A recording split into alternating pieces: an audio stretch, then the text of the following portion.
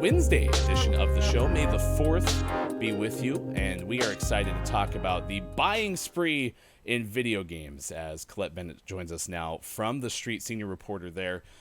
Good morning to you. How are you? Good morning. I'm great. Thanks for having me on. Absolutely, and this is a very relevant topic to our show because here's kind of the TLDR, right? We have been joking a long time.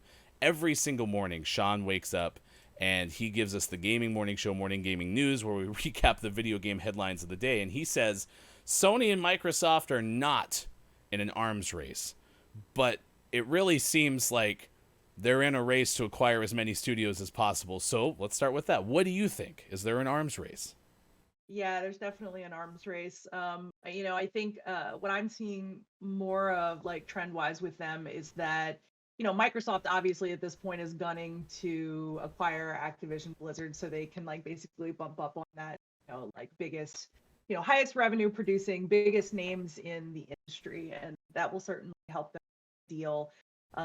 But at this point, I think that most of the big names are like, well, if we can't come up with some wild and amazing innovation that's going to push us above the others, let's just buy them. So, we're seeing a lot of indie studios get snapped up, right? And I mean, at this point, even Netflix is in the race. Like they're buying, small studios like Night School, and they're like pumping all this money into, I think I did a story a few days ago that they're planning to release 50 mobile games by the end of the year. And I was like, wow, okay, that's wild. And also, I don't know exactly how that's going to help them like recover from like the terrible earnings just posted, but hey, maybe.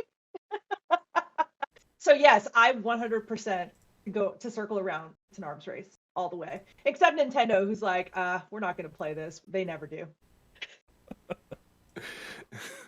Nintendo staying the awkward third party in video games as they do. Yeah. Speaking of Netflix, and you mentioned the timing of this is really interesting because they're struggling, and obviously the way business works, it's not like they were struggling. They're like, let's do video games. This is something that's been building for some time. Do you think this could be fortuitous for them and good timing that as they're building up their video game side of things, as they're struggling, or could this just be one more nail in the coffin for them? It's so hard to say because like, I've been a long time Netflix subscriber and I like their content. And to be quite honest, I'm still watching like exclusive content from them that I'm, liking.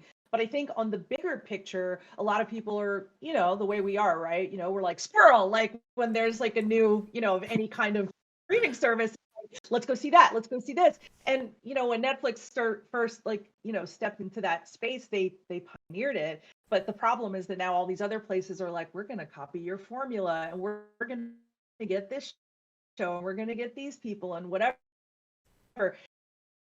And I think that try to like handle this many options at a time, so it could be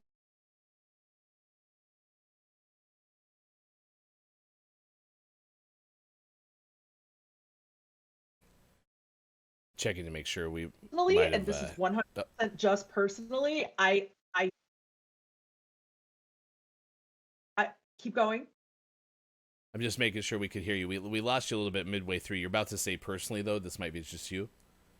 Okay, yeah, just let me know, please. Yeah, personally, I don't really think that Netflix betting big on mobile games, like I don't really see that being a win. Like personally, like for myself, if I could log on to Netflix and go to like a game section and like, play games that stream from a cloud that are exclusive to them, I'd be more likely to do that. But like, I don't know, like I've gone and looked at their games and with the exception of one or two that I thought were really standouts, I don't think they have the potential to rake in money that like Netflix is really hoping.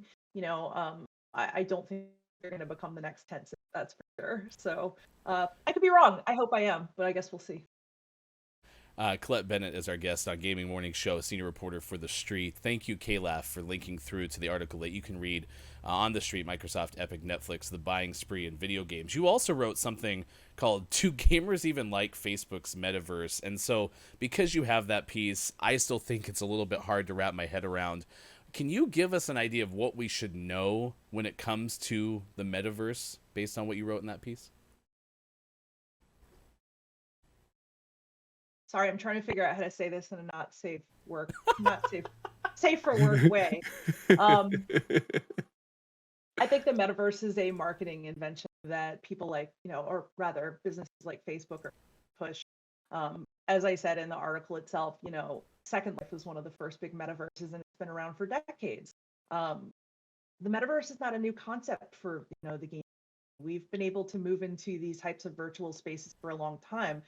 And I feel like if you can't capture the core community that owns, the now MetaQuest, don't think you're going to capture random muggles who are just like no, like I don't want to like put on a headset to go to work. Like that just doesn't make any sense to me. Like I don't think those people and with the exception of maybe like very tech forward, like open-minded employees, like maybe they would be open to it, but this doesn't seem appealing, right? It's like, if no one wanted to put on Google Glass and like find a way to gather in a space, which was like a very light device, then why would you want to put on a much heavier device to go into a virtual space? Like I think that like Mark Zuckerberg's whole thing is that he's just, for whatever reason, decided that this is going to be the next big thing. And I mean, the numbers tell the truth, right? Like, if you saw Facebook's earnings, like they wasted a massive amount of money into this project and they're not done. They're putting out 4 headsets like in the next coming years. And it's like,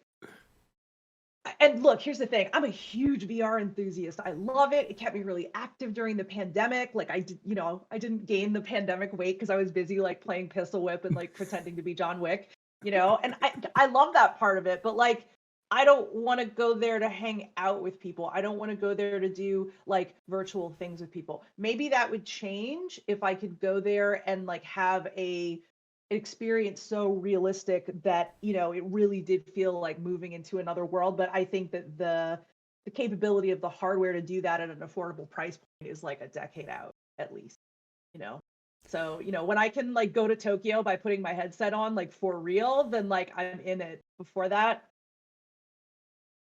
yeah. Teleportation only. That's when we'll buy into it. Colette Bennett, thank you so much for taking the time to join us. We will be sure to send everyone over to read your piece on thestreet.com and also follow Colette Bennett on Twitter. Thank you so much for taking the time to join us this morning on Gaming Morning Show. Thank you. A lot of fun and good insights. I like the the part. Let me find a way to say this that is kind, basically, I think is what Colette was trying to convey. And that's hard to do. Hard to do because I think a lot of people are not even remotely interested. Yeah. That's what she wanted to say. Yeah, that was great. Yeah, and it's fascinating. It'll be interesting to see for Netflix in particular how this shakes out, if this ends up being positive timing wise for them, or if it just ends up adding to the garbage pile that's currently on fire.